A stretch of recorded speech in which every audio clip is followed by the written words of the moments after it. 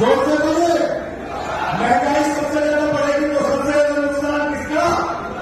भ्रष्टाचार बढ़ेगा तो सबसे ज्यादा नुकसान किसका? इनको आपने इस देश के नौजवानों को 4 साल की अग्निवीर योजना में लगा दिया। यहां हमारे जवान बैठे हैं। ये जवान दिल्ली के अंदर भी जब दिल्ली पुलिस के जवान शहीद होते थे, सरकार उनकी चिंता नहीं करती थी। भारत के पहले मुख्यमंत्री अरविंद केजरीवाल जी ने कहा, सीमा का जवान हो या दिल्ली पुलिस का जवान, अगर उसकी शहादत होगी तो 1 करोड़ रुपए की सम्मान राशि इसके परिवार वालों को दी जाएगी। हम देशभक्त है, हमारे पुरखों ने इस देश के लिए कुर्बानियां दी है। हम लोग लोहिया को मानने वाले हैं, हम जेपी को मानने वाले हैं, हम गांधी को मानने वाले हैं, हम बाबा साहब डॉक्टर भीमराव अम्बेडकर को मानने वाले हैं। इसलिए तो अखिलेश यादव ने फॉर्मूला दिया और माना लगा कि अब सरकार जो बनेगी वो पीडीए के लिए काम करेगी, पीडीए के लिए, पीडीए के लिए काम करेगी, पीडीए के लिए काम करेगी। और नफरत फैलाने वाले लोगों से हमको लड़ना है, इनसे संघर्ष करना है, इनसे किसी मामले में पीछे रहने का काम नहीं करना है। मैं भगत सिंह की याद कर रहा था, जेल में जब था, उनसे मिलने आए उनके भाई, फांसी की सजा हो चुकी थी। भगत सिंह के भाई निराश हुए, जब घर गए तो भगत सिंह ने उनको चिट्ठी लिखी और चिट्ठी के अंत में 2 लाइनें लिखी, उन्हें फिक्र है हरदम नया तर्ज वफा क्या है, उन्हें फिक्र है हरदम नया तर्ज वफा क्या है, जफा मतलब होता है अत्याचार। उन्हें फिक्र है हरदम नया तर्ज वफा क्या है। हमें भी शौक है देखें सितम की इंतहा क्या है, हमें भी शौक है देखें सितम की इंतहा क्या है।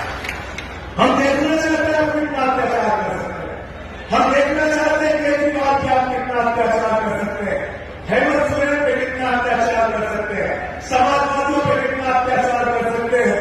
अरे समाजवादी तो आंदोलन की कोख से पैदा हुए हैं, आम आदमी पार्टी भी आंदोलन के कोख से पैदा हुई पार्टी है।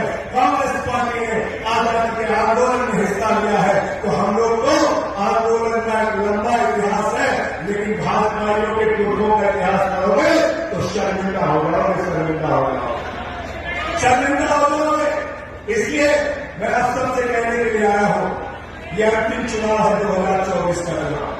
आपने सुना अखिलेश यादव जी ने लिखा, अयोध्या का सांसद लल्लू सिंह कहकर 400 सीट दे दो, संविधान बदलना। अनंत हेले पूर्व केंद्रीय मंत्री भारतीय जनता पार्टी कहते 400 सीट दे दो, संविधान बदलना है। ज्योति गिरधा भारतीय जनता पार्टी की प्रत्याशी कहती है 400 सीट दे दो, संविधान बदलना है। मेरठ के प्रत्याशी अरुण गोविंद, जिसको सीधे मोदी ने बताया है, वो कहते हैं 400 सीट दे दो, संविधान बदलना है।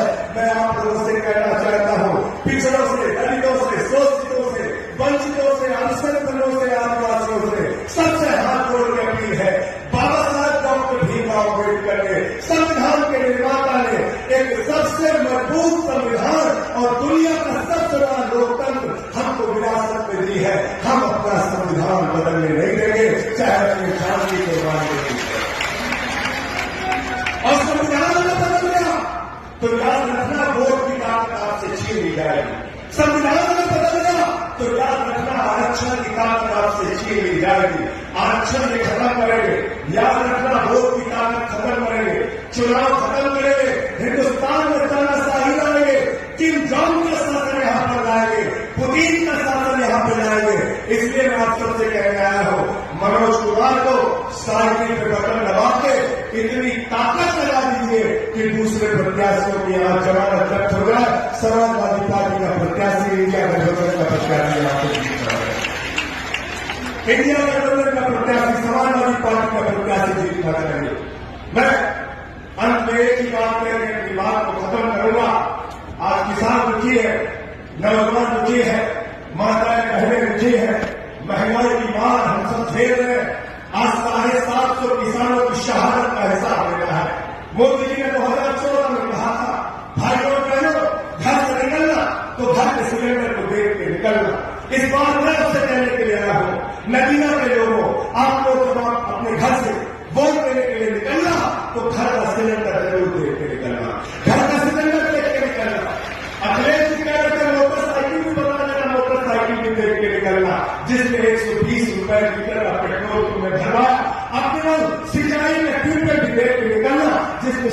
रुपए का डीजल आपने भरवाया, अपने घर का सरसों के तेल का डिब्बा दे के निकलना, जिसमें 250 रुपए लीटर का तुमने पेट्रोल तुमने सरसों का तेल खरीदा, प्याज महंगी खरीदी, आलू महंगा खरीदा, महंगाई आसमान पे पहुंच गया।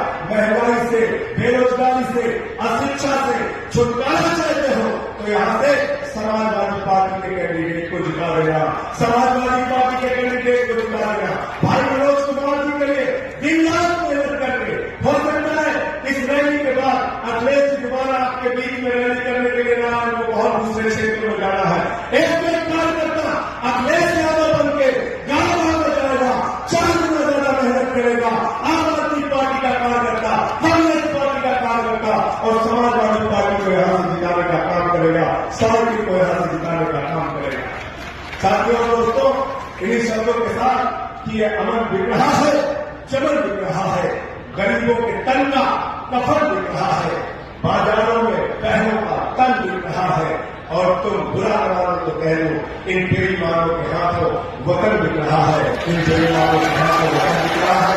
इस वतन को बचाने के लिए हम सबको हिंदू मुसलमान अगर पिछड़ा दलित समाज की बाधाएं तोड़कर एक साथ काम करना पड़ेगा। और समाज क्षत्रिय समाज के लोगों को आप देखिए कितना आक्रोश, बड़ी बड़ी रैलियां हो रही है। क्या होगा? एक रूपाला जी है कि केंद्र के मंत्री भारतीय जनता पार्टी के, वो क्षत्रिय समाज की बहु बेटियों को सवाल उठा रहे। मैं उनसे कहना चाहता हूं, रूपाला जी, अगर आपको हमसे लड़ना है हमसे लड़िए, हमारे समाज की बहु बेटियों पे सवाल उठाएंगे तो बर्दाश्त नहीं किया जाएगा, सूद समेत आपको जवाब दिया जाएगा। सब लोग मिलकर इकट्ठा होकर बीजेपी को हटाओ, मोदी को हटाओ, तानाशाह को हटाओ, लोकतंत्र को बचाओ, संविधान को बचाओ। जय हिंद, इंकलाब जिंदाबाद।